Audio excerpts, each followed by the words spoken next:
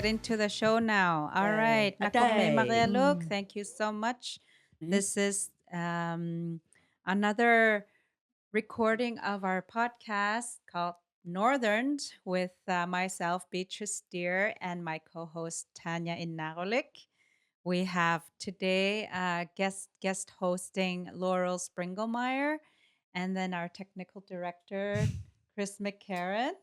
Thank you very much. Yes, and our producer Jeremie Saunders, all the way from Halifax, and our executive producer, the fabulous Michael Felber. Whoop whoop. And Overrated. our wonderful guest today, the extraordinary Lisa Koperqualuk. Wow. Nakumek for being here with us. So let me introduce you a bit to Lisa here. She is currently the president of the Inuit Circumpolar Council of Canada.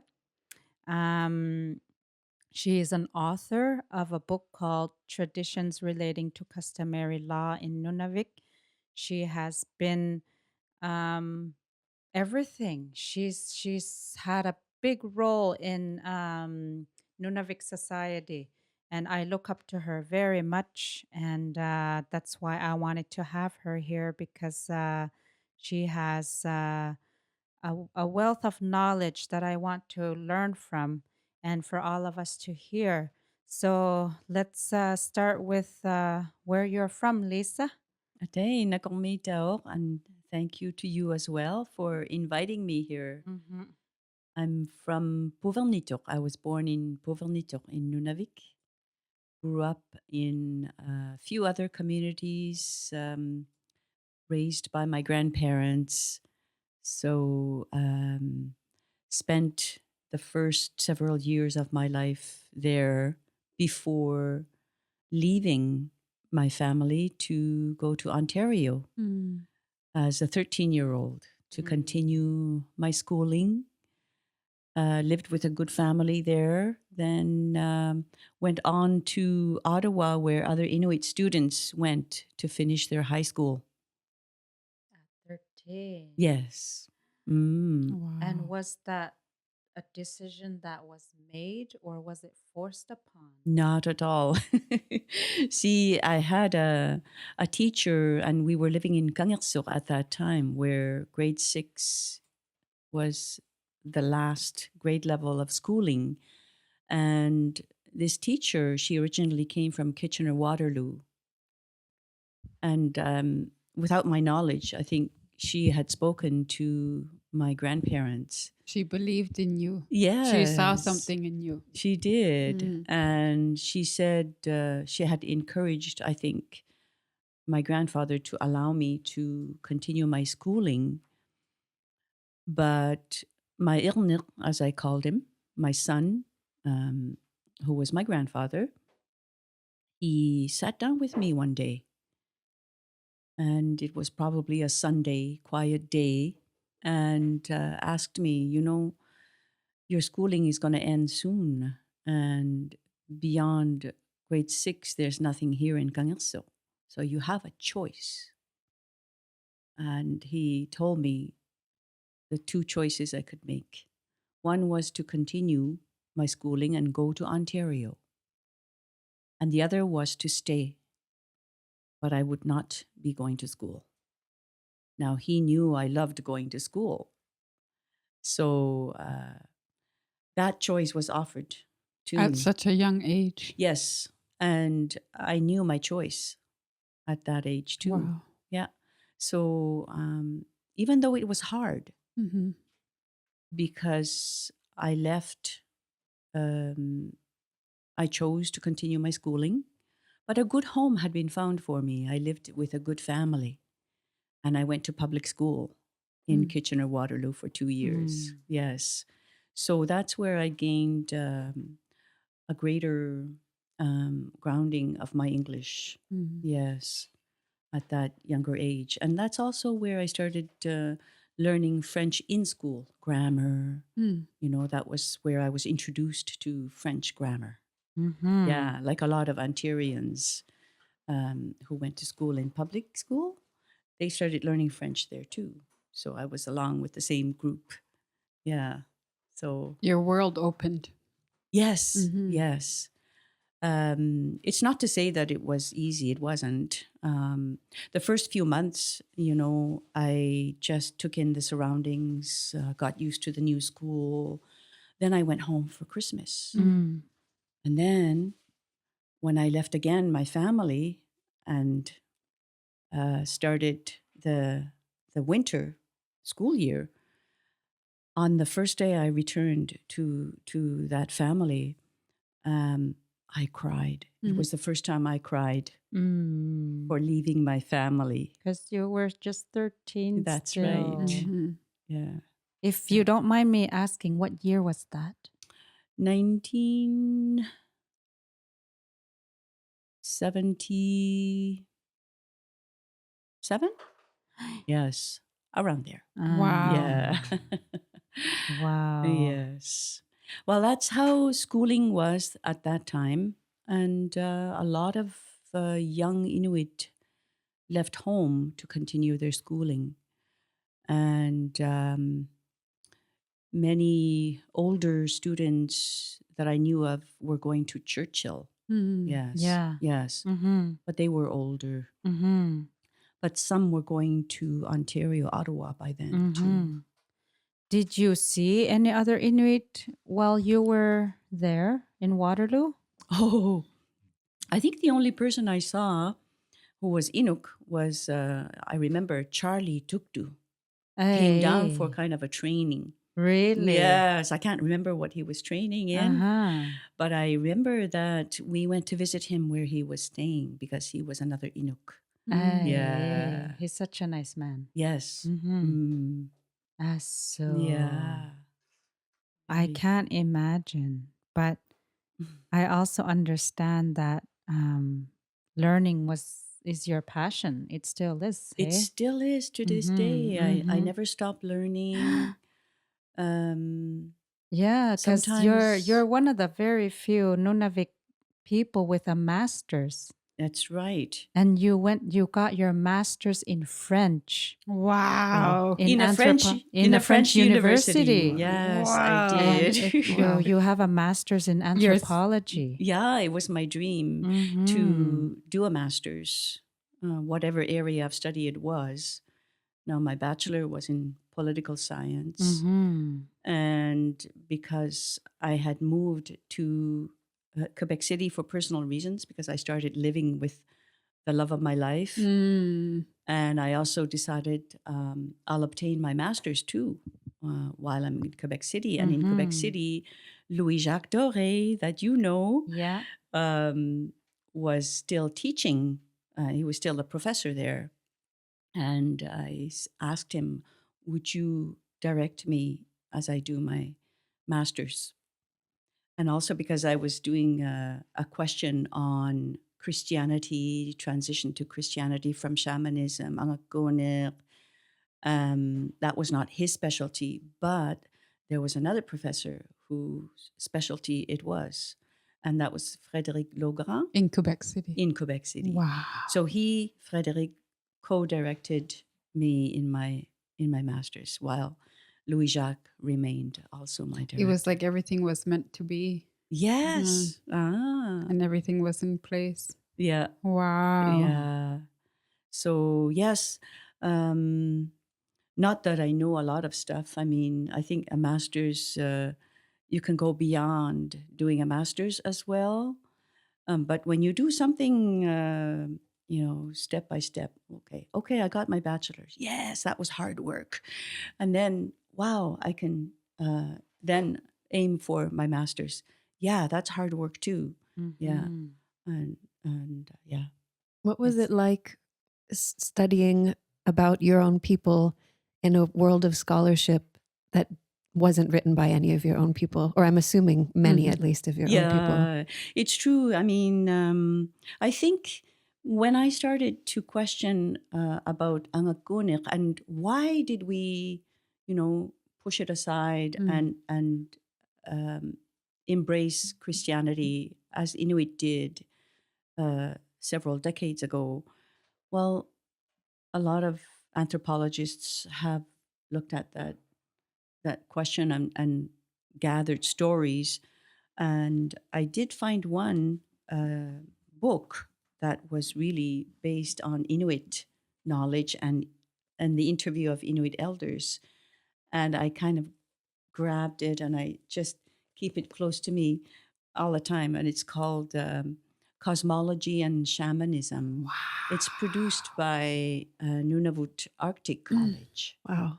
And it's really Inuit elders who are speaking in here about previous experiences. Some had been actually living in the period of Angakkunik, the time of shamanism, and were able to When this book was written. yes, yes. And the interviews were done by Inuit students. Wow. Yes. I'd love to read it. Yes. So the names of the elders are written here.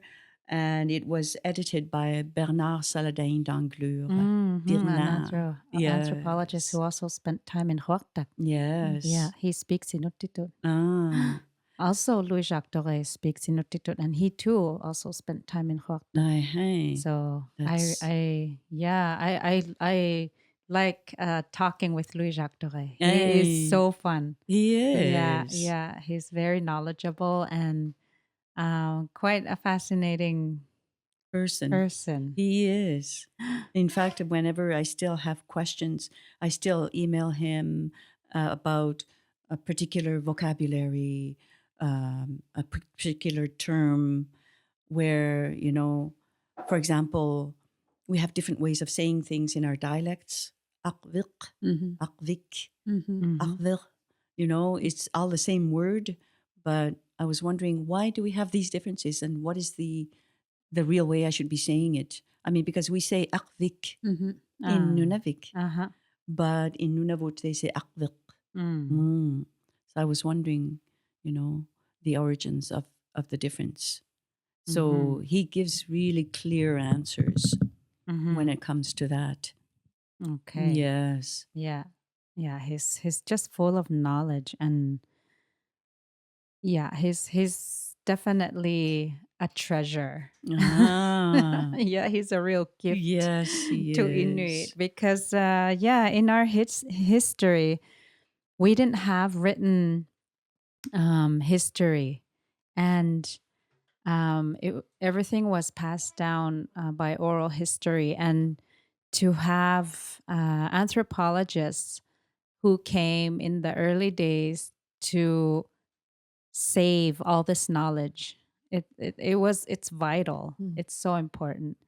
So I'm really grateful to those early anthropologists who came and saved all that knowledge and traditions. And now you. Asugo. Yeah. What a yeah. blessing. Hey. Wow. What a extremely important thing for our people. Yes. Yeah, like for Inuit to tell their own stories. Now let's talk about your book. Okay. So this is called Traditions Relating to Customary Law in Nunavik. Because, like in your book, you talk about what it was like before the Canadian like federal justice system. We didn't have that. Our people had their own ways of dealing with issues. So can you talk about that? Well, yes. It was really interesting interviewing Inuit elders for this book, and also doing some literature review where I learned that the Canadian justice system, it took a while for that system to start introducing itself in a forceful manner to the Inuit world. And I think we can hear of the first time RCMP presence is in Nunavik. Well, it wasn't called Nunavik at the time, but it was like in the early 20s when there was an RCMP post in ILINNUT. Yes. That's So north of Kangersualutjo. That's George River. right. Mhm. Yeah, north. Yeah, The it's point. the point. It's if you look at the Quebec map, it's the point where the Labrador coast, I mean the Labrador border and the Nunavik, the Quebec border meet. Yes. Mm-hmm. So it's just one of the things that I became aware of and learned as I read through different cases where Inuit had been accused of murder, and one particular case was Usartuk, and Inuit from around Inuit would go live in Putjunak, Mansell Island, it's called. But for Inuit, it's Putjunak. And they spent a winter. There was a winter spent there, and it was a very hard winter. Not much fox had been had in order to trade. And families were having a hard time. But they were also dealing with an individual who was going through most likely mental health issues. Mm-hmm. And he was threatening and becoming a menace to the community because he was collecting these bullets, saving them for use, and making threats like, I'm going to start killing you, Oh my God. saying things like that. And they were dealing with him in order to manage this whole problem. Situation. Yeah. And so it was preventing them from properly making a subsistence for the community too, like to go out hunting, because they were fearing that he might be attacking. Mm-hmm.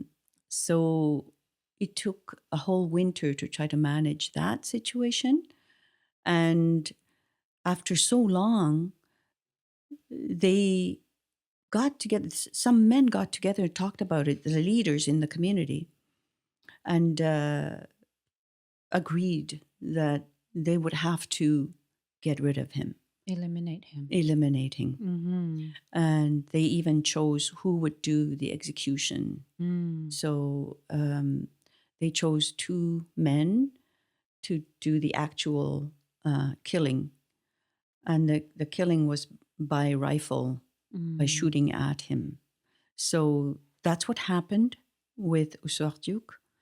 And Usartuk also had someone that he was very much attracted to, that he desired, and a woman by the name of Huara. Huara was a long time living in Inuit, and she told this story on community radio.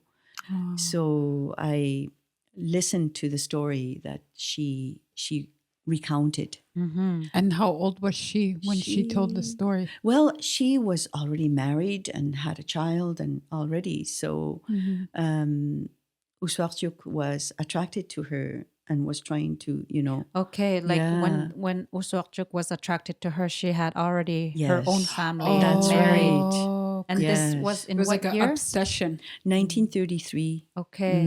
Or 1932, and then a kind of inspection or investigation took place in 1933. So when that inspection happened, the investigation, I should say, when that investigation happened, the RCMP couldn't send the RCMP guy from ILINNUT.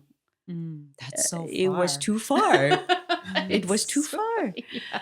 But the next best thing was to bring the superintendent of the Hudson Bay Company. Oh. And the superintendent is like the top guy of the Hudson Bay Company. Which has nothing to do with justice. Justice. Oh my God. But it was a white man. Yes. So yes. white man equals authority, right? Authority. Back in those days. Back in those days. And it was an efficient way for them to do that, because he arrived by ship during the summer. So in the summer, they asked all the people who had witnessed this whole situation and event and did interviews with them. And in the end, they were able to conclude that they probably had no choice because the community was suffering. And if that situation had been maintained or had remained, it was not helping the community. He probably would have killed. Slaughtered. Yes. Yes. He But I could mean, have. in modern days, you would get somebody mental health for these kind of problems. Yes. But none of that is an option at that None time. of that is an option at that time, unfortunately. But it's Yes. insane that they sent the Hudson's Bay. Hudson's Bay. That's What could we compare that to in today's Sending a manager of a McDonald's. Yeah. Yes. To Yeah. like Of a set up the multinational podcast company. Oh Yeah. my God. Sending them to investigate crazy. this crime. This huge crime. Yes. I'm glad That's to hear though that no one. complex. Yeah, Very. I'm glad to hear that no one was convicted in the community because that would have just been more tragedy than on top of the tragedy. Yeah. But I guess it depend who you got. I mean, or what kind of person the Hudson's Bay manager was. You know, like that's so scary. It is. Like if he was, power hungry man, he might have convicted Everyone. everyone. Yes. He What could a, have. yeah, what a yes, he had scary that thought. power. Yeah. And this is also what happened to a couple of these Inuk who were from Nunavik. And here's another story I discovered. And this book is called British Law and Arctic Men. And it's the story of the first case of 2 Inuk men being tried for murder back in 1917. Oh my God. Yes. They had been assisting this oblate missionary to travel in the middle of winter. It was very cold. Initially, they had said, no, it's too hard to travel right now. But he had insisted. The minister. Yes. Yeah. And somehow they end up killing him. It's a very confusing story, and they had their version of the story, but nobody was really listening and to how, them. And who Yes. translated that story? Exactly. Yeah, later. There were no one really there to really translate and advocate for them. advocating for them. So in that, they became an example of Canadian justice. So the justice system, the judges at that time said, we're going to show them as an example to other Inuit now. We will try them and they will either be hanged or imprisoned or whatever sentence that they get, they will serve as an example to other Inuit. The law is the law here. And that's when really, in those early 1900s, that the Canadian justice system really started to change the lives of Inuit. Come in and steal their children, and this is where it started, I guess. It's very interesting to read it. So I'd love to read it. yes, Me too. It's fascinating. Yeah. I found this and I had ordered it through internet. It's a used book. I wonder if us reading it today would be able to catch anything between the lines. The author carefully wrote this book, and I think he was trying to convey to the reader that it was not as black and white as it seemed. The fact that they killed him, I think there was an issue of power and authority of the missionary who was trying to control them in bringing him to his destination. But they were feeling most likely oppressed. And one of them was more negative and perhaps more aggressive as well in the way he dealt with people.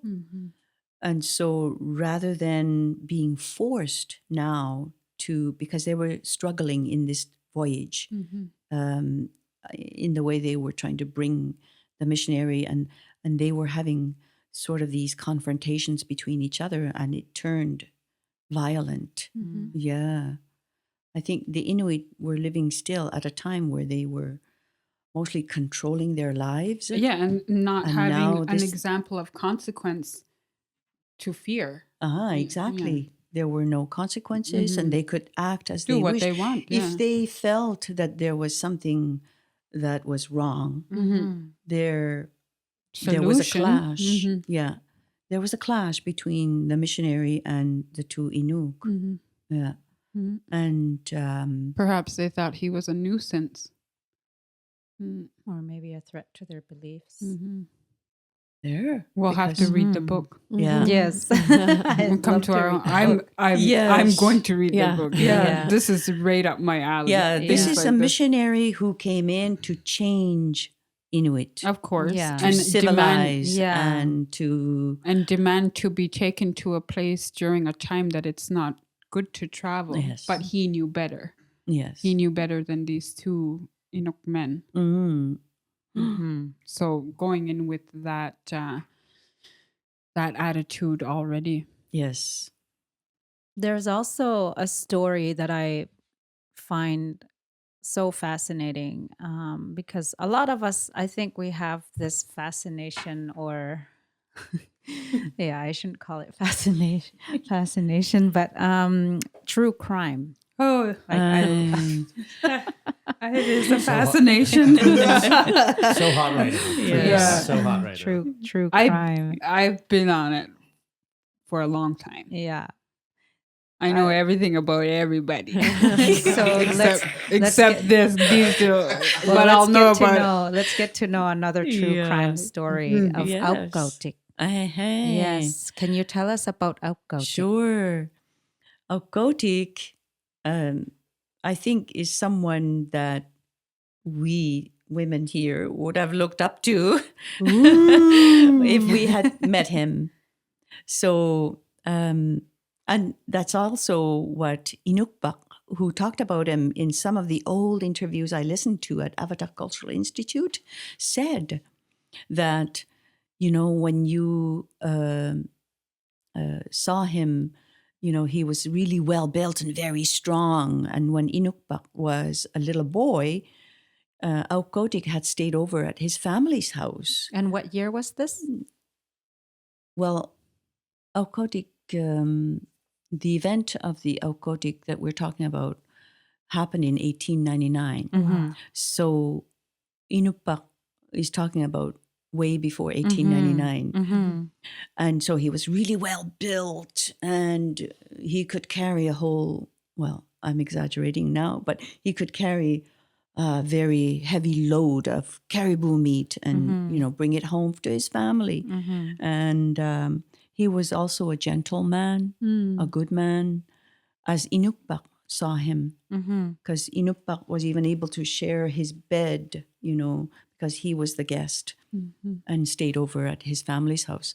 So in 1899, Aukautik went out the birds auk, A-U-K, auk hunting. Bitsula, with his hunting partner's son. His hunting partner's name is Kumainak.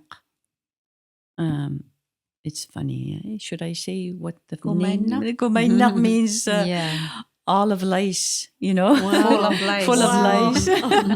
Inuit had to Unusual. them it was not unusual. Yeah. These were normal names. Okay. Yes. But Visual. in today's Perspective. Usuakjuk. Usuakjuk. Usuakjuk, you should know, means little penis. Yeah. This is that was a name. Usuakjuk. Of Yes. the man she And was it's telling still the a story name. about. Yes. Yes. Yes. Sorry. So The lots of story, lice and- the previous story, that was That's his right. name. Yeah. Anyway, coming back to Aukautik. So, Aukautik and the son of Kumainak, whose name was Koperqualuk. Oh, Yeah, yeah. Like your And last name. Yes. They went, it was probably spring or summer, because there's the presence of the Ark now. And they're using these old rifles with a bullet, Yeah. that doesn't always aim properly. And Mhm. so Aukotik, in seeing a bird, tries to shoot at the bird, but there's something that happens, technical. He might have had his rifle over his shoulder, and he moves his rifle to shoot, but he shoots at Koperqualuk instead. And the young boy dies. His hunting partner's boy. He leaves the body there and goes back towards the igloo to get a piece of polar bear skin. Does that, and he uses it to bring the boy's body back To the camp. to the camp. And he then informs. No, he earlier informed Kumaina, and then he fetched the body. When he came back, he informs Kumaina his body is there. And he goes back into his home, but he finds his wife and 2 children dead, killed by Kumaina. Revenge. Yes, revenge. Instant, impulsive revenge. And this, when I learned more about Aukotik, because, contemporarily we hear there's a song about Aukotik, and we hear that he was a terror, he was a evil, and then when I learned that tiny detail, but so important, his wife and his 2 children had been stabbed and killed by his hunting partner, and he just lost it. Yeah. On top of accidentally killing somebody. Yes. Like it was not on purpose. Trauma. Yeah. So Aukotik and Kumaina then fought, and there's a famous song in Nunavik about that fighting scene, and Aukotik ends up killing Kumaina, stabbing him through the anus as he was trying to get back into his igloo. And that's how Kumaina died. His wife, Kumaina's wife, also died in this attack. Oh my God. Because she tried also attacking Aukotik in defense of her husband, Kumaina. But Kumaina and his wife were an older couple. And Koperqualuk was their adopted son. And so they were no match for Aukotik. Because he was a strong man. Yes. And he was enraged by And having he was in total rage. Yes. Yeah.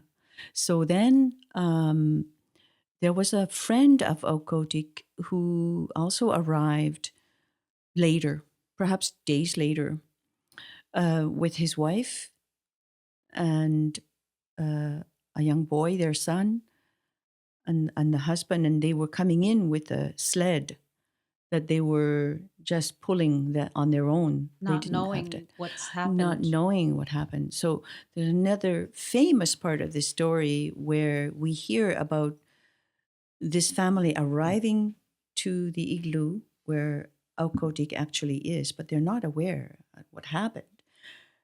The wife sees there's some blood near the entrance, and the husband stays alongside the sled, and before he knew it, the husband, she starts heading right to the entrance saying, "Food! Wow!"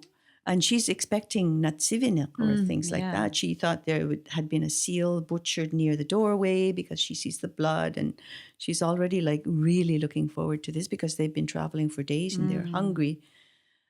And as soon as she enters, she's shot Oh by my God. Aukotik. Yes. So that's how terrible this story unfolds. And he just becomes this killer. Yeah. A mental breakdown. Yeah. Yeah. In delusion, I Psychosis. guess. Yeah. Oh Just- my God. Yeah. On this rampage. That's It devastating. was totally devastating for Aukotik initially, you know? Mhm. But then he becomes the killer. Mm-hmm. Yeah. Mhm. How terrible. So then he becomes feared by all. Innaarulik is the husband beside the sled. Mhm. He flees, Mhm. leaving behind the young boy, their son, Mm. who had been walking alongside them. And he flees to further south of Kuvik. Kuvik is between Akkulavik and Ivujevik. It's a river where a lot of Inuit from both communities go fishing today. So then he arrives at a community further south, just before Akkulavik, and informs them what just happened. And now they all fear Aukotik. He's become a terror, unpredictable in their minds, and they're also afraid that he might be following them. Mhm. So all the members of his family flee Further south. further north. Oh, okay. Kanyarsuyuak. Oh, even. okay. The other side. Yes, they that's travel. true. Yeah, they travel, walk. Some even starved to death as they were doing so, fleeing.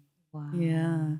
So Aukotik really impacted like how Inuit are Scattered. all over Nunavik. And where families. Yes. Ended up. That's right. Mhm. Yeah. That's right. And imagine there must be many stories like that have outcomes as such, but we don't know about. Yes. Mhm. Could be that there are many Mhm. stories like this. Mm-hmm. Yeah.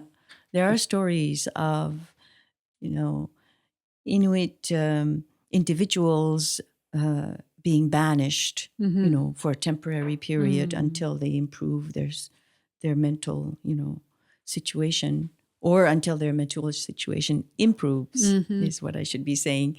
But sometimes they don't improve, like the case of Uswartjuk.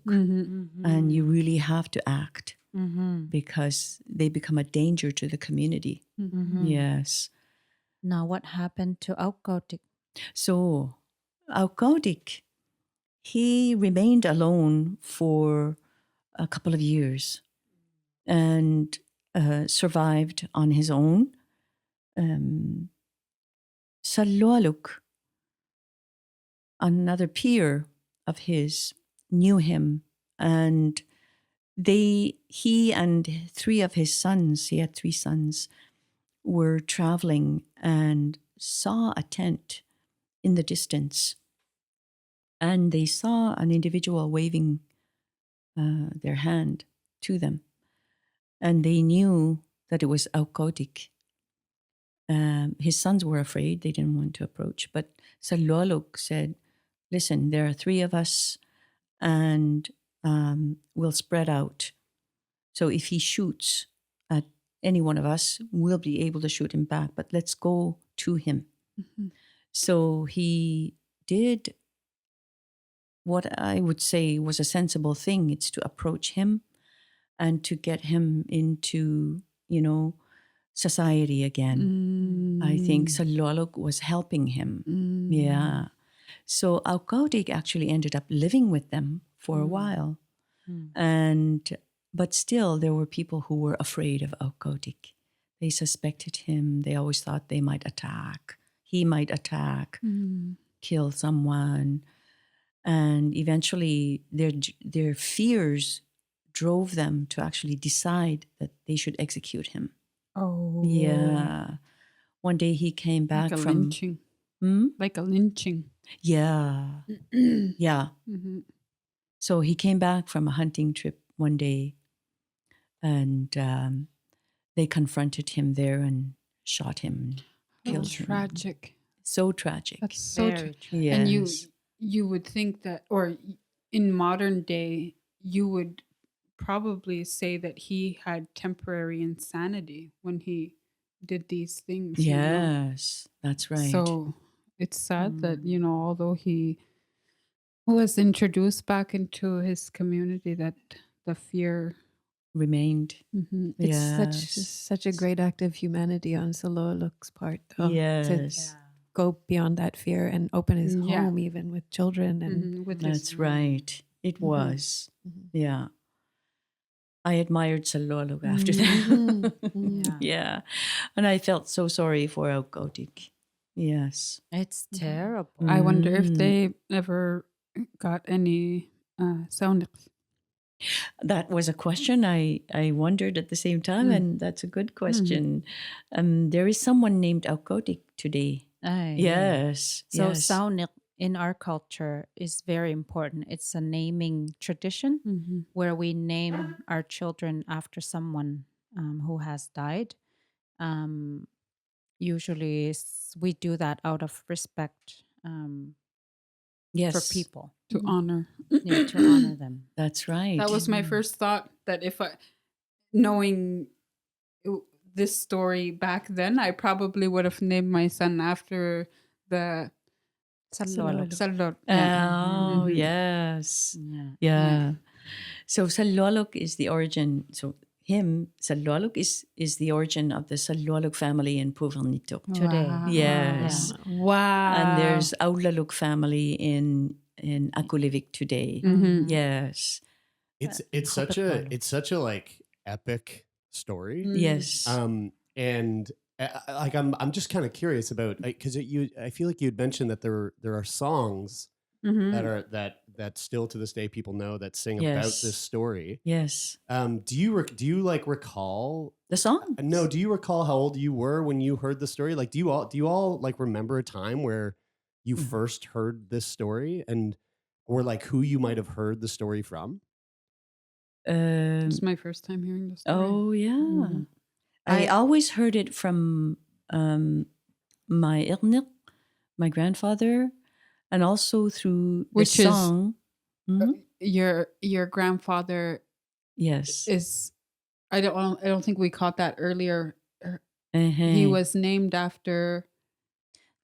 So we're Lisa's talking name- about Saunders. Yeah, Let's that's talk it, about yeah. Saunders. Yeah. So Khilokhe. yeah. So your Inuk name is Khilokhe. Yeah, that's so you would right. understand. So Beatrice, you just explained what Saunders means to us as Inuit, which is really based on our naming system. Mhm. And the naming system was in the Angakunik days based on reincarnation. Mhm. Shamanism. Yes. Shamanism days. Yes. So when a baby was born, he or she was named after an ancestor, perhaps the father of the baby's mother, or the father of the baby's father, whoever it was. You carry that name, but you also carry the kinship relations. So my name is Khiloqi, and that was my grandfather's mother's name. Mhm. So my grandfather, because his mother is Khiloqi, he called me mother. Mhm. And I called him my son. Mhm. So that's what ilnik means. The kinship. Yeah. I'm glad you clarified that Yeah. because I was Yes. confused. Yes, at it first. can be very Same. confusing. It can be very confusing non-Inuit. to not. Yes. Yeah, that's right. Yes. Yeah. So so Koperqualuk, my grandfather, my son, his sister was Alasi. She was my daughter, Mhm. and his other sisters were my daughters too. So then we were talking about what were we talking about? We were Stories. How old were you when Yeah, you yeah. heard the story? right. Mhm. So my Where you Ilnik, heard it from. my Ilnik has told this story about Alkodik. He's recounted it Mm. with other elders in our community and people from Innaarulik. So we know this story really well in the Hudson Bay since we were very young. Mm-hmm. And since I was a teenager, my stepfather, Ioani, my mother's husband, made a song about this as well. He's the one who wrote that song. Okay. Kumainalugo, itirertilugo, kapia vinil, itingagut. So And in your grandfather, your ethnic days, or when he heard the story, it must have Yes. been quite fresh. The story must have been Yes. quite new. it was still fresh. Mhm. Because So very it's in the imp- 1930s, right? Yes. Well, 1930. my grandfather was born in 1916, Mm. and the event happened in 1899. Oh yes, that's yeah, true. Okay. and Very- it was yeah. heard all over, even in Nunavut. Uh-huh. Yeah. So that story's been passed on through the past few generations Uh-huh. up to today.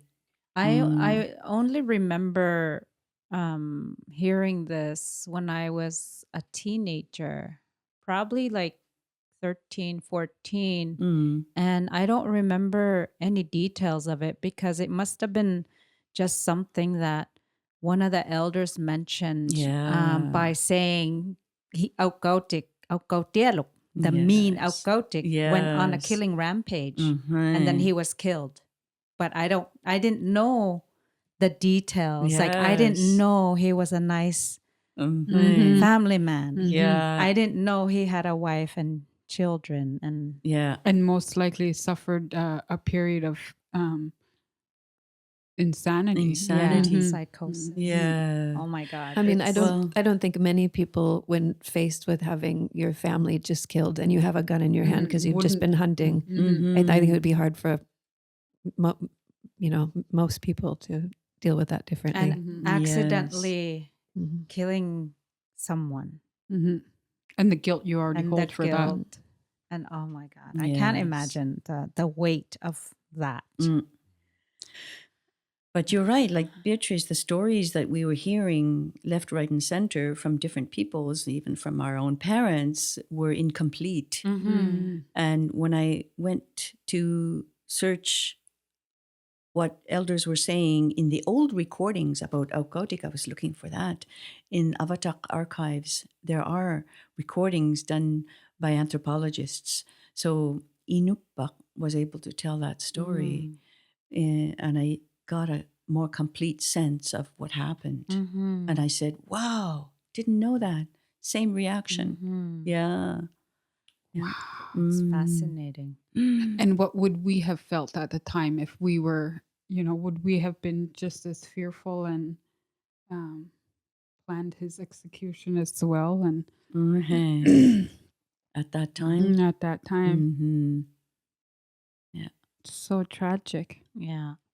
On that tradition of naming, I heard this in a performance of Lakaluk, and I know that she's not from Nunavik, but she was saying that this tradition of giving family names, or if someone deceased, she said that when a child is born, that it comes out, it's crying, and then that you would start saying names, and then whenever the child stops crying, oh, that's who you are. Oh, Is that yeah. is that something? Same concept. Or Okay. if you Yeah. have a fussy baby, Mm. like if a fussy young baby, then you add more names Mhm. until they are Ah, content, because it's like they're needing that soul.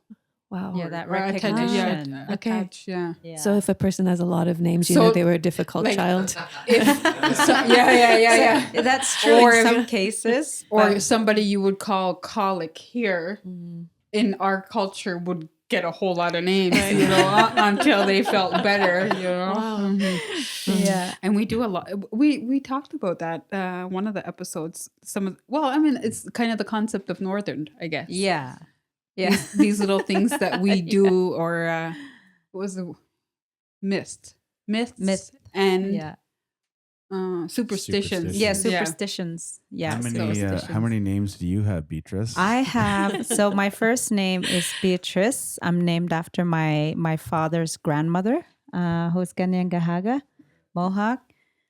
Lena, because my mom originally wanted to name me Lena, but my father said, we're going to name her Beatrice. And then I'm Angnatuinak, after my mom's stepmother. Harriet's mom, adoptive mom. Harriet's going to be our guest for next episode. Angnatuinak means a woman, nothing but a woman, all woman. So very powerful name, which I'm really proud of. Minnie, which is a woman that had died from sickness in my community. Close to the time of your birth. No, not even, like way before. She was David and Charlie Upik's mother. Oh, If you know who I'm talking about. And then Evie Ikiluak, who was my mother's best friend. She had I think she had like either tuberculosis or lung cancer, but she had one lung. Yeah, she had an issue with. Anyway, Yeah, and she was one of the very few educated Inuit back in the 60s, and she died before I was born. Like she was a university graduate, Yes. which was rare at the time. At the time, so my mom was best friends with her, and also you have many babies, kids, people named after you. Yeah, now I do. Well, a few of them, which I'm very proud of. It's also a great honor, to be to receive somebody somebody named after you. Yeah. Those are my names. I think naming in Angava is also different from naming in the Hudson Bay because generally we in Hudson Bay we received one name generally. Like maybe one, you guys one were all sound. good babies. No fussy babies. Maybe there. we were all crazy babies on the Angava. Like if we were living in the old days, I'd just be known as Khilokhi. Yeah. And my grandfather would have just been known as Koperqualuk. That's it. And sometimes I wish it could remain like that. Yeah. You know? I agree. Yeah. Can you tell us or I know what it means, but to our non-Inuit friends and listeners, what does Koperqualuk mean? Koperqualuk means big insect. Wow. I was It's hoping not the way I'm saying it though is not the way we say it in Inuktitut. You know, Yeah, Koperqualuk. Yeah. Yeah. Yeah, it's fun to be Inuk. so fun. So fun. We talked about it in another episode, but who are you named after? Well, I'm named after Chris, do you remember? I don't remember. What? Where are my notes? I'm named after Tanya Tucker, duh. Oh, Tanya Tucker. My nerves are fried over here. I'm named after Tanya Tucker. I mean, my mother was very young when she had me, so that was who she was idolizing at that time, I guess. Cool. And then Alice, which is her grandmother, my grandmother's mother. And she said when I was being baptized, she threw in another name just before we did the dunk. So that she gave me the third name, Lynn. Oh, okay. So I didn't know that. I didn't know that you're named Lynn. Tanya Alice Lynn. So. Innaarulik. Yeah. Partridge. Unofficially, but will be official. one day, right? Everybody's partridge when I'm mad Yeah. in my house. Their last name is, yeah. Yeah. Everybody meaning the cats. Yeah. Cairo Partridge. Janice Partridge.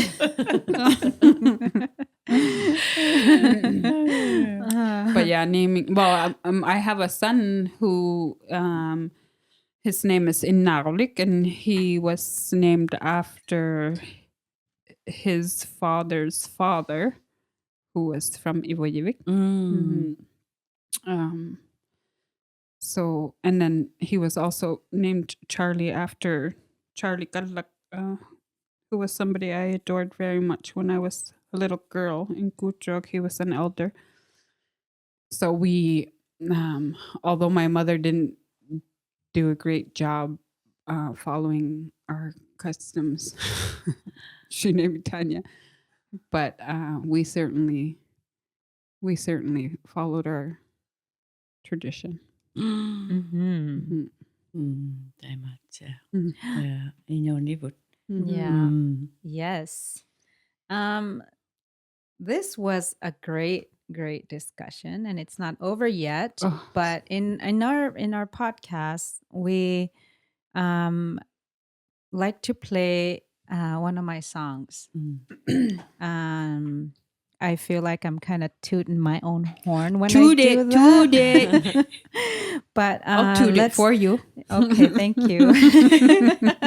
Let's listen to ILINNUT, and I'll let you guys tell us what you think about it. ILINNUT is a prayer, so play it. ILINNUT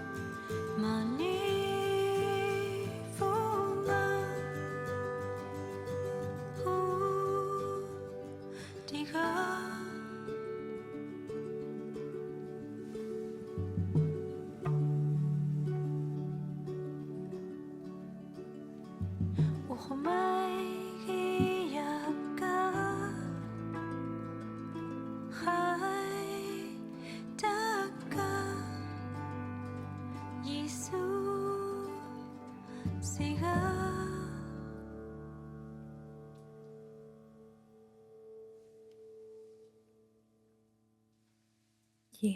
So beautiful. beautiful. Thank you. It's so it feels so healing, even without knowing what the words are. It feels like that's the intent of it or part of it. Mm-hmm. Yeah. Yeah. Like, yeah.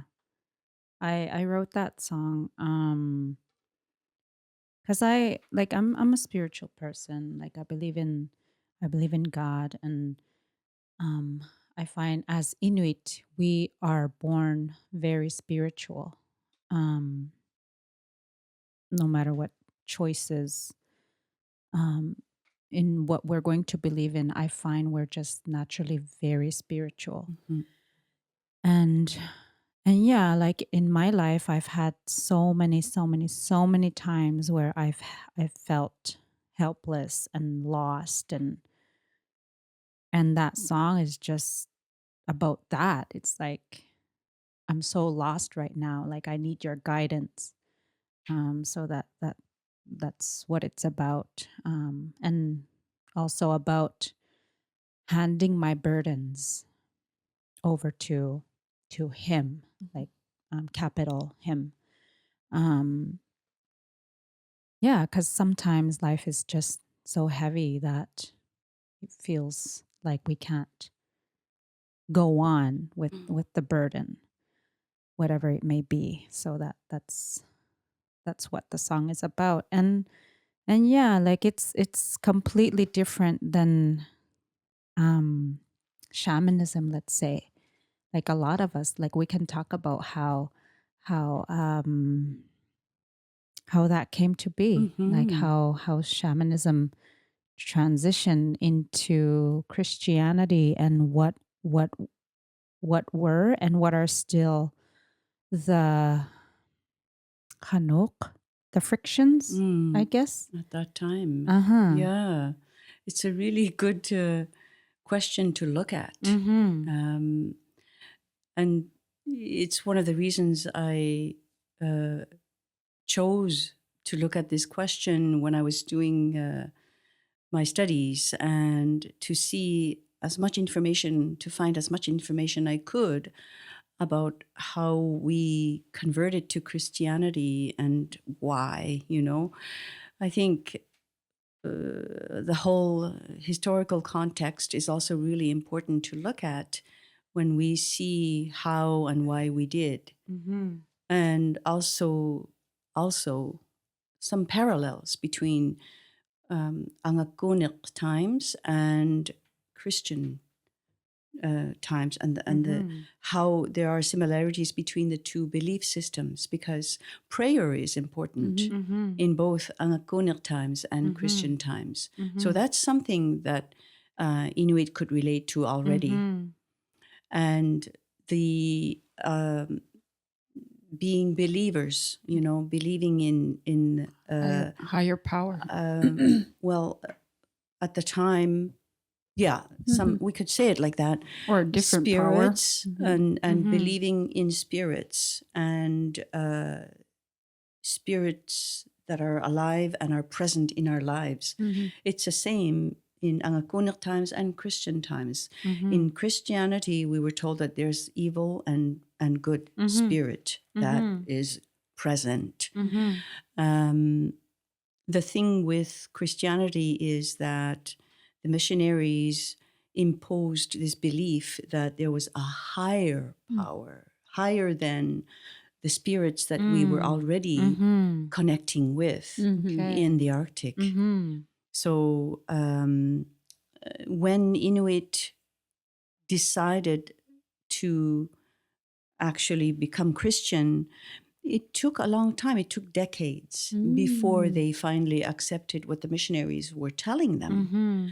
And before that, they were actually mocking the missionaries. Yeah, there are mocking Mm. songs. Yes. Hymns. Yeah. Bisik. Yeah. Yeah. So, God, there's no God. They would Yeah. speak with this Uh-huh. attitude. And, but, I think when the missionaries learned the language and then they recruited Inuit and taught them the Bible, and the Bible was translated into Inuktitut, and it was written in a language that was easy to learn, easy to read. Syllabics is easy to learn. Ai, I, U, A, Bai, Bi, Bu, Ba. It's based on phonetics, the sounds of our language. So when you translate that into a phonetic type of written system, it's very easy to learn. So you learn all the syllabics, and then you can learn to read a Bible. So when Inuit were taking this, and they were proud of being able to read and write, because that's kind of a new idea, a new tool. So they were proud of that too. And then they were also, when they learned passages of the Bible, they were recruited to teach other Inuit. So the missionaries learned the language, but also they learned those important things that are part of our belief system. So look at the word alitohak in the Angava dialect. Now, alitohak is now the day that we use in our Christian lives to hold a day of, what do you call it? It's a day of rest in the Christian language, but alitohak means not doing those things that you have been told, Chores. not just chores. It's rules, prohibitions. Okay. Yeah. Okay. Alito is someone who is following those rules, following the law. Alito. Okay. And there were specific rules Inuit had. Inuit had a set of their own types of rules that were guided by the angakok, the leaders, that were guided by the elders, the knowledge holders. They were specifically Inuit rules, Inuit prohibitions. Yes. Rules of conduct. How do you behave? Then, So they translated the word to be past tense, so that you had to, in your mind, subconsciously let that go. Yes. So alitohak is that in Angava dialect, it means the old alirusit, alirutit, the old rules. Okay. That's an old, but in Hudson, we just say alitut. Oh, They are following the rules. Okay. They are doing, okay. they are, sorry, I'm trying to get that term right. Alitut is obeying. Abiding. Abiding. They are abiding by the rules. Yeah, thank you. So, and the other, so the missionaries took this word and they put it to Sunday. Where Sunday, you're not supposed to do the chores. You're not supposed to do this. You're not supposed to do that. Because today, Sunday, is a day of respect for God. It's a rest day. Yeah. Reflection. So, yeah. Sometimes because it's alitoot. Piety? How do you call it? Piety. Piety. Yeah. So, yeah. On the Sabbath. Yeah. Yeah. So that's the day of Sabbath. And so the missionaries use that word. Then the other way that Inuit, when they decided to convert to Christianity, it was, food plays a really important role for us as Inuit already. Yeah. But in Angakkunik times, imagine what it was like when the Angakkuk told you, you will not have that particular type of food for this amount of time until you get better. And he set the rules around how an Inuk should behave regarding a certain type of meat. There were rules around how every part of the seal meat was divided between men and women and children. Mm-hmm. Every single part was very specific for. Mm-hmm. And same for a beluga, every single part. Some for women. Everything some, was structured. very structured. And everything had, everything was organized. Organized, structured, and food was the medium used often by an angakok to set the rules. It was governed. Everything was governed. Yes. So food was very. If your loved one died, It was like a reward system or the blessing. The blessing for could be. For Yes. following what was asked of you. So if your loved one died, for example, you would not eat a certain part of a meat for X number of time. Could be weeks, could be months, maybe a month, maybe 2 months, who knows. But as Christianity became to influence that tradition, it became shorter and shorter and shorter until it's disappeared. But in those days, after that period of time had ended, they would then visit the grave of their loved one, bringing him or her their favorite piece of meat and eat with that person at his grave. Yeah. And enjoy this favorite piece of meat that he or she enjoyed. And that was a way of celebrating or saying goodbye to your loved one. Yeah. Yeah. So then the rules around food were called dirinaudit. That's another word I discovered belongs to Nunavik as well, out of Inuit's interviews, because he was Christianized already. And in his preachy type of language, he was actually saying, Inuit dirinaudihaktusaungilat. Inuit should not have these rules around food today because we are believers of God. We are the flock of God, he said. So so when I was listening to him, I was like, wow, we had our own rules, our own ways of maintaining social harmony, the way each individual and spiritual connection behaves. Yeah. And why do people want to behave and follow the rules? This is because they want to live a good long life. Yes. And be blessed with meat and food and yes. It breaks my heart that we lost these kinds of systems through colonization. Like I had no idea.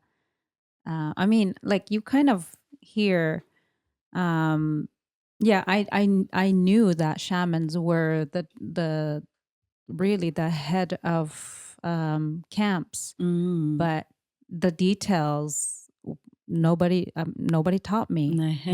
We didn't know enough. We didn't know because it was taboo to talk about. Exactly. Because of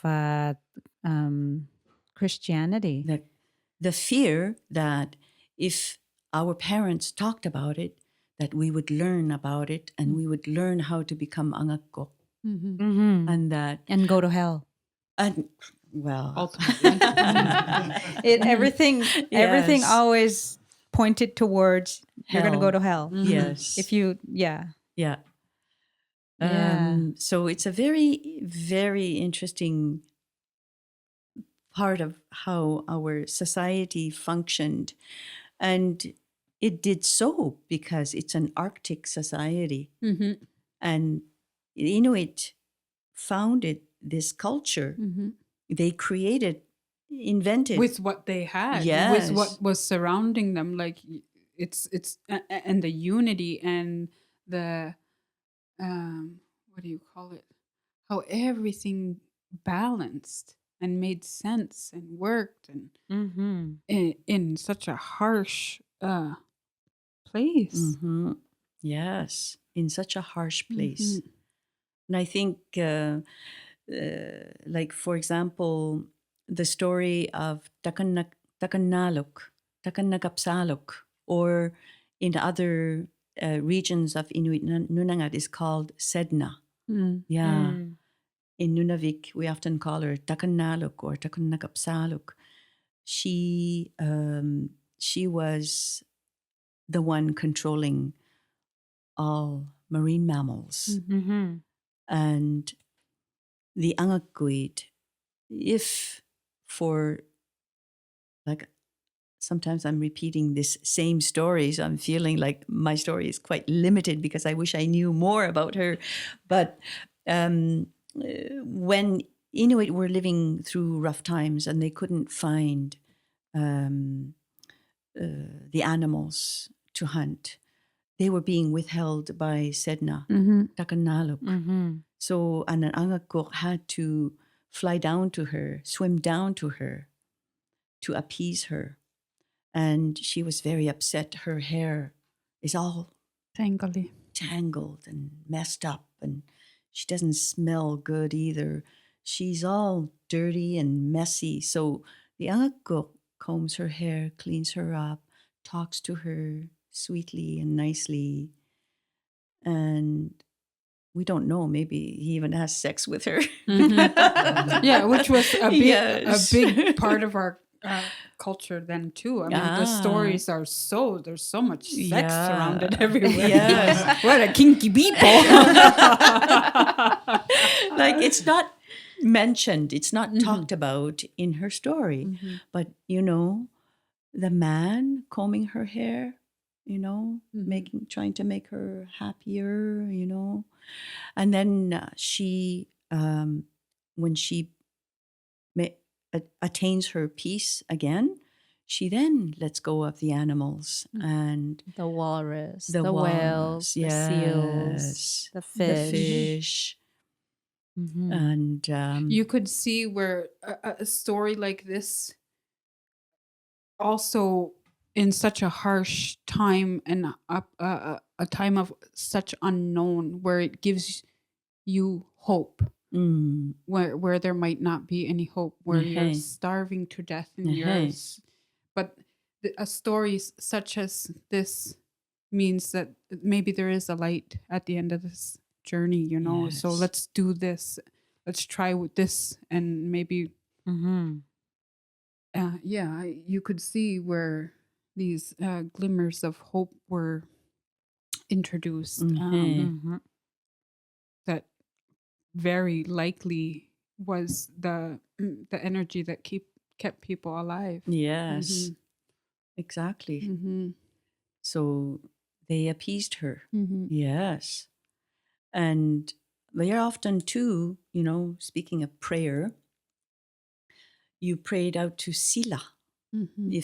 If Sila, which is the outside, was so bad you couldn't even go out hunting for days on end, you didn't have to be an Angakok to go out to Sila and shout out a prayer to Sila, saying, "Give us good weather." You do it with a loud voice as an Inuk. And that's how that prayer was done to Sila.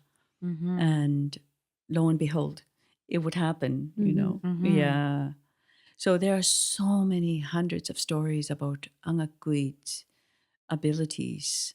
The other thing about Angakuit is they had spirits that helped them, assisted them in their job as an Angakuk, that helped them heal people, that helped them fight bad spirits, that helped them to understand what was going on in the world, that helped them to fly out to other communities and see what was happening in the other communities. These were Dungait. These are the spirits called Dungait. And when we grow up, we're told that Dungait are, evil. Evil. They're not good. Yeah. And we don't want to have any contact with Dungait. They exist, And that's a missionary translation. Yes. And this is what we learn when we're growing up. And if you have seen the film, The Journals of Knut Rasmussen, you see the presence of the Angakuks Dungait. And when he converts to Christianity, he tells his Dungait, to leave him, Oh, I know go that away. scene. Yeah, I know that scene. Yes. Yeah. It's very sad. That's And so the sad. Yes. dongait, the spirits are like they're wailing. Yeah. They're wailing, they're Yes. crying. Yes. I'm crying. Oh. So sad. Yeah. Yeah. Yeah. So it's not a surprise that we continue to hear the stories of Dongait in Nunavik, Mhm. even in Nunavut, perhaps. Yeah. Very Uh, much in Greenland too. Aye. Our fellow Inuit from Greenland, probably Yes. from Alaska too. Yes. Yeah. They continue to meet Dongait out on the land Yeah. because they're out on the land. Yes, Yes. there's to this day hunters come back and they have stories of without a shaman to attach to. How sad is that? Yeah. So wandering. Still wondering. Mm. I was just thinking yeah. if there's an angakok in the making, if that angakok meets a spirit, but it takes a long amount of training to become an angakok. You cannot become an angakok just like that. Yeah, because they were apprentices, right? Yes. Mhm. They didn't just become like wake up one morning in their igloo and be like, I'm gonna be a shaman today. Hey, that's no, it. they were trained. They were trained for a long young period ones. of time. Yeah, Yes. young people. Yeah. Yeah. So, Yeah, our culture is so fascinating, It and sure is. we only know tiny bits of it. And- only, and this is just like a small Tip of the inkling. iceberg. Yes. And What and we're like, talking about. yes, and the book that your book is a treasure. It's a history book. It's a learning tool. It's a teaching tool. And thank you so much for writing that Lali. as an Inuk, because all our it's always non-Inuit anthropologists who are telling our story. So it's wonderful that as an Inuk you wrote that. And can you tell us why you wanted to do it in 3 languages? Oh, 3 languages. Mhm. Yes, that's a good, I think the interviews I did with the elders were all in Inuktitut, and the literature review I did was in English. And the school you went to was in French. So why not? Yeah, we wanted to make it accessible to everyone who was interested in that. Who's we? Because this book is published through Avatar Cultural Institute. Yes, and that's where we can find your book, right? Yes. Yes, you can purchase it through That's the Avatar right. Cultural Institute. Exactly. And before I set out with the questions I posed to the elders, I did this literature review, and then I set up some questions for them. But before that, even before that, we did a couple of workshops with elders, and going through the history projects that Avatar has already done. But one of them was mentioned by the elders is about our laws, about our rules, and how we raise our children, and what we do when someone does something wrong, and how we maintain social harmony. We really want to pass these on to our future generations. And that was one of the first things, that goal came from the elders. And so when I set out to 7 communities, that's like half of Nunavik communities, I met many, many elders. I started like in Kangersualukjuak, and then I went down. I went to Huaktak as well and interviewed a few people there. Like who? Johnny Upvout's dad, Ititok. Ititok, then TV, Upik, and Kinapigina, is it Susie? Susi Alupa. Alupa. Susie Alupa. Uh-huh. And They all have passed on. yes. like a lot of the elders that I interviewed have passed on, Mhm. and their transcripts are saved at Avatak. Thank God. Yes. Yeah. Yeah, even the tapes. Uh-huh. Mm. Yes. Yeah, tapes. I say tapes. It was a digital recorder. What a treasure. Yes. Yeah. Uh-huh. Yeah. Like, but Avatak, it publishes its books to make sure that it's accessible to all language readers. Yeah. Yeah, Yeah. including French and English. Yes. Yeah. So the good thing about it too is that when I did interview, there were like some things that really came out. I interviewed Inuit women, and they were so generous in their sharing. Also, they would talk about, because I would ask them directly, how did you get married?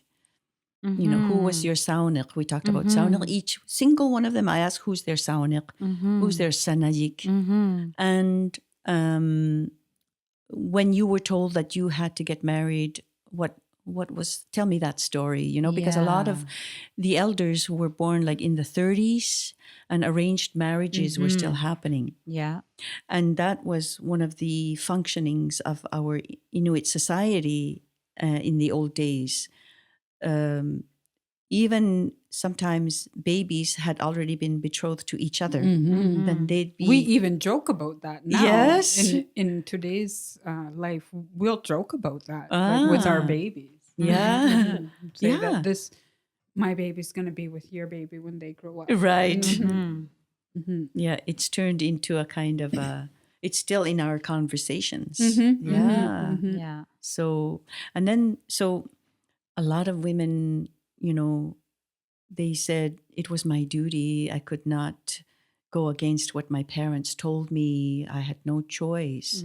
So whether I was crying inside or not, I had to do it.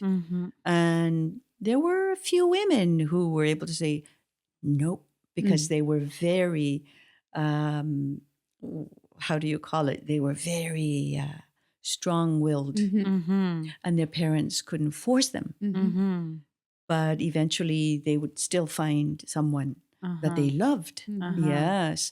But in those cases where these young women, they were betrothed to someone, or, that future husband of theirs arrived with his parents and they were ready to take her, she was still playing with her dolls. She was still happy. And Yeah. she was still quite young, maybe 15, 16. Yeah. But she had to go, even though it was the first time she met him. Or So- the whole Yeah, family. the whole family. Yeah. She left, but it would take her a long while, you see, to warm up to this young man that is now her husband. And so he was guided by his parents on the way he should act and behave towards her, not force things, to be gentle, to become a friend. Sometimes it happened like that. Yeah. Yes. I know. Those were good arrangements. When I Yeah. think about the arrangements that I remember, you see this, when you look at their story, you can see the beginning where there was so much hostility, but towards, the end, I mean, they're all passed on now, but towards the end of their life and their relationship together, you see this beautiful bond of circumstance Yes. and acceptance and survival together Yeah. in such a scary situation, and how at a certain point in their relationship they accepted it and maybe even respected it, and then they became one. That's Yeah. it. Mm-hmm. For the rest of their lives. For the rest of their lives. Yes. Commitment. But you hear Which them- is hard to see these days. Yeah. I mean, Asugo. Yeah. It's very hard to see these days, and that's Yeah. what these elders are looking at today. Yeah, I How know different it is now. Yeah, Mm. and yeah, it's like compare like it. We shouldn't compare these things, Yeah. but like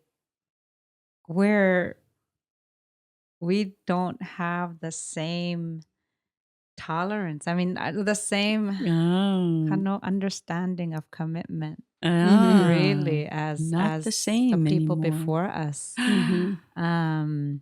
I know some stories about arranged marriages from my community. Like I remember this elder talking about her own experience, and she was a young girl, probably 15, and she was arranged to marry a young man, and she was taken by this family with her parents' acceptance, of course. And she said she cried and cried and cried and cried, and she would refuse water.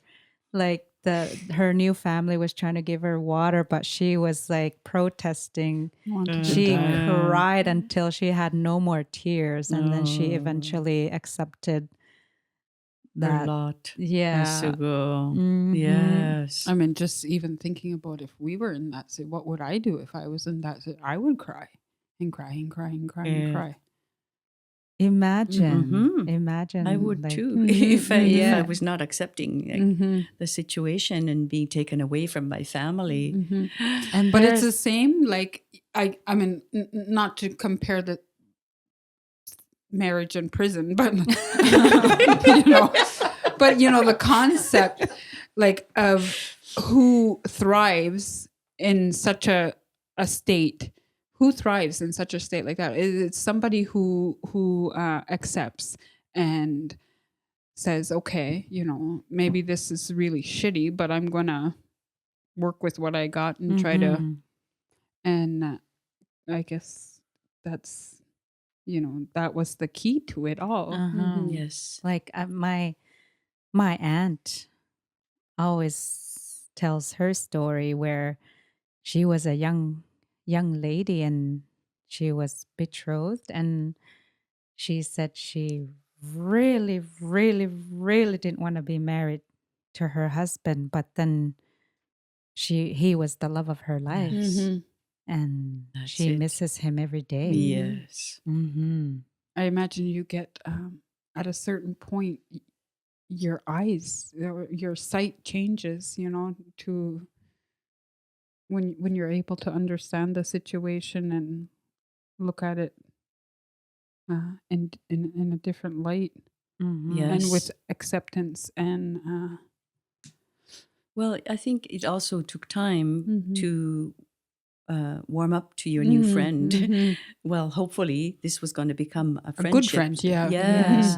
Yeah. This young man who is starting to bring you out hunting, and you're going as a couple. Yeah, it could And also you're be starting very to actually exciting. Yeah. enjoy each Mhm. other because you're Mhm. getting to know each other too. Yeah. So even though you find yourself in this Mhm. difficult situation, Scary. because yeah, Mhm. The unknown. families are far away from each other. They live in their own family campsites, so took a while. Mhm. Yeah. Yeah, there's not so gentle stories. Like the Mhm. one that's marked me a lot is of a man who because in those days long ago ordained ministers were not coming around too often. So whenever an ordained minister would come to your community, it was a whole event, like Hey. many marriages all at the same time Hey. and baptisms and that. Yes. So there was this young man who was, his friend had told him, like, for example, hey Chris, there's a minister in town, there's a wedding, let's go see. But be it's your careful. wedding. What? It's your wedding. Oh. And be careful, marriage is a prison.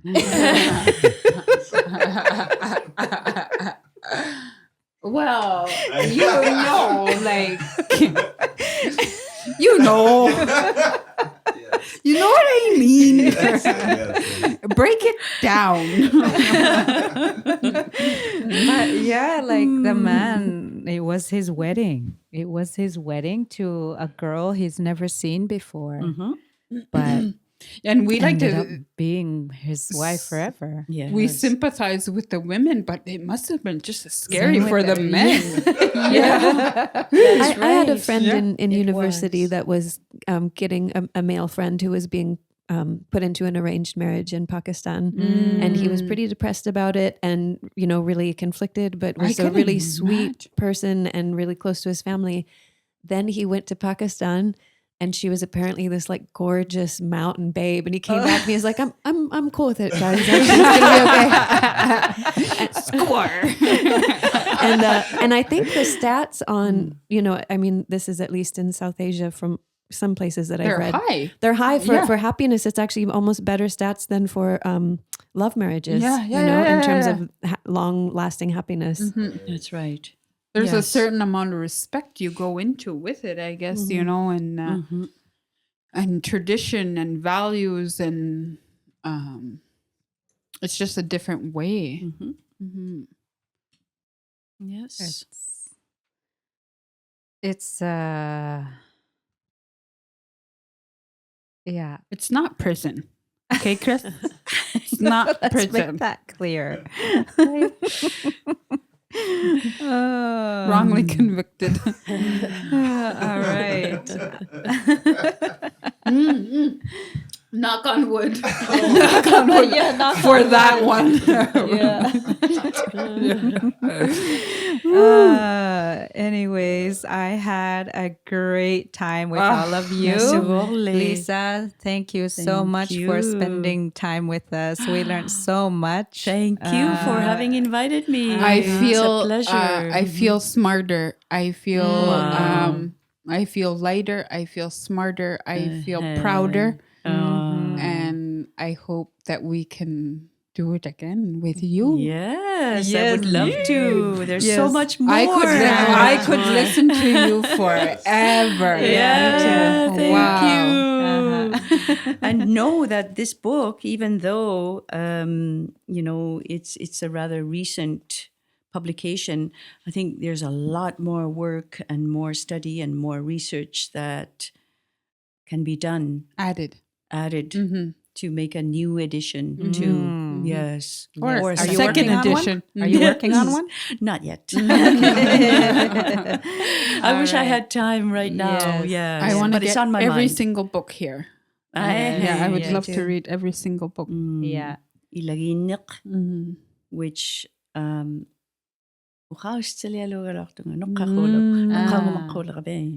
That we're gonna have you back. Yes, because please. Yes, we're gonna have to have you back Mhm. because we have Okay. so much to learn from all you. right. Wonderful. All right. Thank you. So thank you, everyone.